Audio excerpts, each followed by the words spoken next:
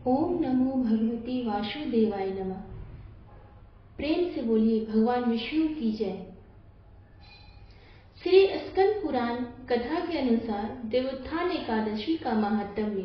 जगत पिता ब्रह्मा जी ने कहा, हे नारद, अब मैं पापों को नष्ट करने वाली तथा पुण्य और भक्ति प्रदान करने वाली प्रबोधिनी एकादशी की कथा वर्णन करता हूँ। भागीरथी गंगा मनुष्य को तभी तक फल देने वाली है जब तक कार्तिक मास के शुक्ल पक्ष की देवोत्थानी एकादशी नहीं होती है।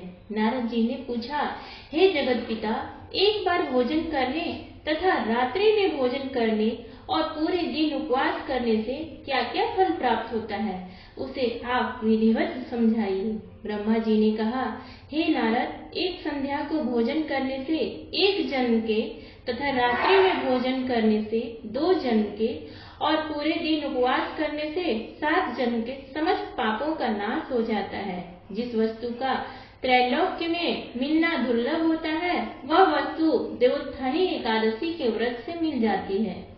देवोत्थानी एकादशी के प्रभाव से सुमेरु पर्वत के समान पाप भी तुरंत क्षीण हो जाते हैं। हे नारद जी, और जो विधि रहित सुकर्म करता है उसे कुछ भी सुकर्म फल नहीं मिलता।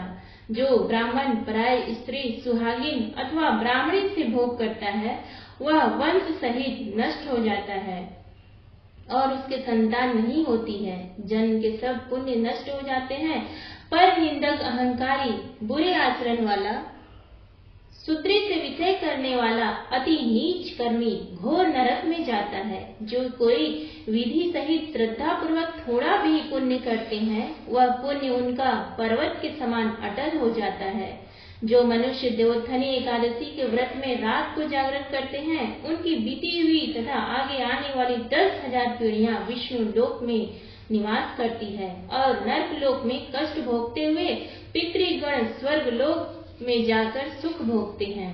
ब्रह्म हत्या आदि महान पाप भी इस प्रबोधिनी एकादशी के प्रभाव से नष्ट हो जाते हैं। रात्रि जागरण का फल अश्वमेध यज्ञों आदि के फलों से भी अधिक होता है।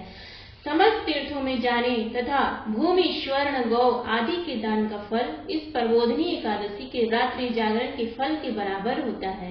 इस लोक में जीवन सफल उसी मनुष्य का है जिसने प्रबोधिनी एकादशी के व्रत के द्वारा अपने कुल को पवित्र किया है। इस लोक में जितने भी तीर्थ हैं, देवोत्थानी एकादशी का व्रत करने वाले के घर में रहते हैं।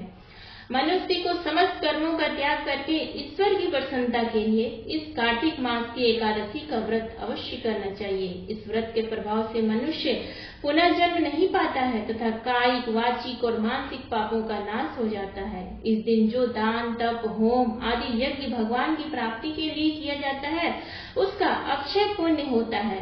इस प्रबोधिनी एकादशी के दिन जागरण करने का फल सूर्य चंद्र के ग्रहण काल में स्नान करने के फल से सहस्र गुना होता है। जो पुण्य मनुष्य जन्म से लेकर करता है, वह समस्त पुण्य इस प्रबोधिनी एकादशी के व्रत के आगे व्यर्थ है।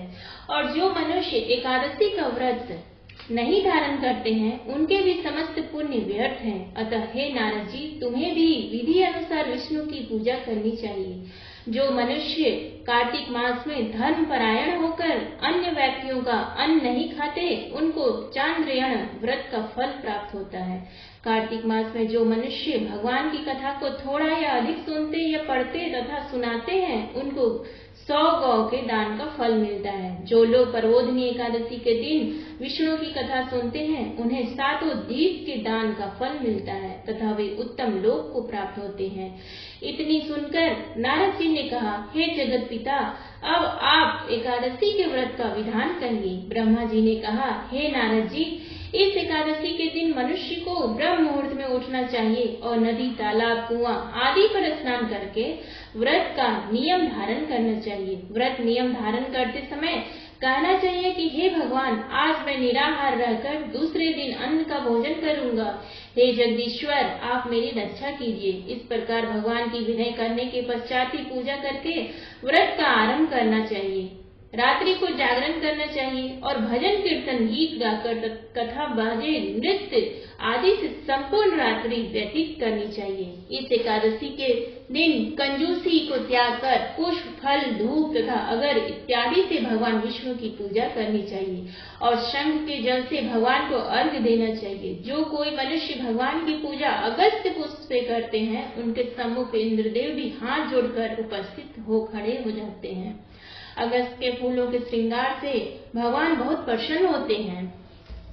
जो मनुष्य कार्तिक मास में बिल्वपत्र से भगवान की पूजा करते हैं, उन्हें अंत समय पर मुक्ति प्राप्त होती है। जो मनुष्य तुलसी दल द्वारा कार्तिक मास में भगवान की पूजा करते हैं, उनके 10,000 जन्म के समान पापों का नाश हो जाता है। जो मनुष्य इस मास में नित्य प्रति श्री तुलसी जी के दर्शन करते हैं या स्मरण करते हैं तथा छूते हैं, सेवा करते हैं, पौधे की सींचते हैं तथा कीर्तन करते हैं अथवा संत सेवा करते हैं, वे मनुष्य 1000 कोटि युग तक श्री भगवान के लोक में निवास करते हैं। कार्तिक मास में जो लोग तुलसी जी का वृक्ष लगाते हैं, उनके कुटुंब में पैदा होने वाले मनुष्य प्रलय काल के अंत तक विष्णु लोक में रहते हैं। जो मनुष्य कदम पुष्प से भगवान विष्णु की पूजा करते हैं, वे लोग यमराज की यातनाओं को नहीं भोगते हैं। और जो मनुष्य गुलाब के पुष्प से भगवान की पूजा करते हैं, उनको मुक्ति लाभ होता है। अशोक तथा बकुल के पुष्पों से भगवान की पूजा करने पर अंत काल तक वह पूजा करने वाला अशोक रहता है। सफेद और लाल कनेर से विष्णु भगवान की पूजा करने पर विष्णु भगवान सदा प्रसन्न रहते हैं।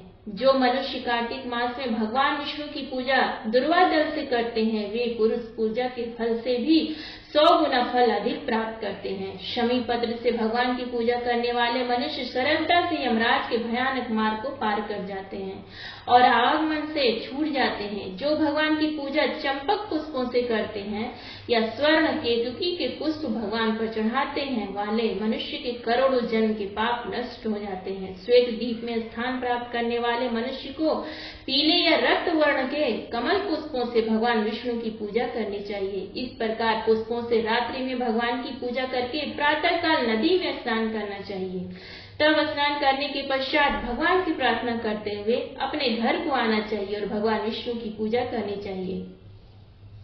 तत्पश्चात ब्राह्मणों को भोजन कराकर दक्षिणा दे क्षमा प्रार्थना करे। फिर भोजन, वस्त्र, गौ तथा दक्षिणा देकर गुरु की पूजा करनी चाहिए। रात्रि के समय जिस ब्राह्मण को भोजन करावे, उसी ब्राह्मण को स्वर्ण सहित बैल दान करना चाहिए। आंवले से स्नान करने के नियम में दही तथा शहद का दान करना चाहिए। जिस मनुष्य ने फल छोड़े हो तो उन्हें फल का दान अवश्य करना चाहिए। तेल छोड़ा हो तो उसके स्थान पर घृत और घृत के स्थान पर दूध तथा अन्न के स्थान पर चावलों का दान करना चाहिए। जो मनुष्य इस व्रत में भूमि पर शयन करते हैं, उनको व्रत की समाप्ति पर शय्या सहित सब वस्तुएं दान करनी चाहिए। और इस व्रत में मौन धारण करने वाले को स्वर्ण सहित तिलों का दान करना चाहिए। जो बालों को धारण करने वाले हों, उन्हें दर्पण का दान करना चाहिए तथा जो लोग इस व्रत में कार्तिक मास में उपाना धारण नहीं करते हैं, उन्हें उपाना का दान करना चाहिए तथा इस व्रत में नमक त्यागने वाले को शक्कर का दान करना चाहिए। जो मनुष्य देव मंदिर में नित्य प्रति दीपक जलाते हैं, उनको ताम्र या स्वर्ण के दीपक में घृत में बत्ती डालकर दान करना चाहिए। जिस मनुष्य ने चातुर्मास व्रत में जिस वस्तु को त्याग दिया हो, उसे फिर से उस वस्तु का सेवन करना चाहिए। जो मनुष्य देवोत्थानी एकादशी के दिन विधि पूर्वक श्रद्धा और भक्ति के साथ व्रत करते हैं, उन्हें अनंत सुख मिलता है और अंत में वे लोग स्वर्ग को प्राप्त करते हैं। जिन मनुष्यों का व्रत बीच में ही खंडित हो जाता है, वह मनुष्य नरक भोगते हैं। प्रेम से बोलिए विष्णु भगवान की जय। उम्मीद है आपको आज का ये वीडियो पसंद आया, तो प्लीज वीडियो को लाइक करें, सब्सक्राइब करें और चैनल पे नए हैं तो सब्सक्राइब करना ना भूलें।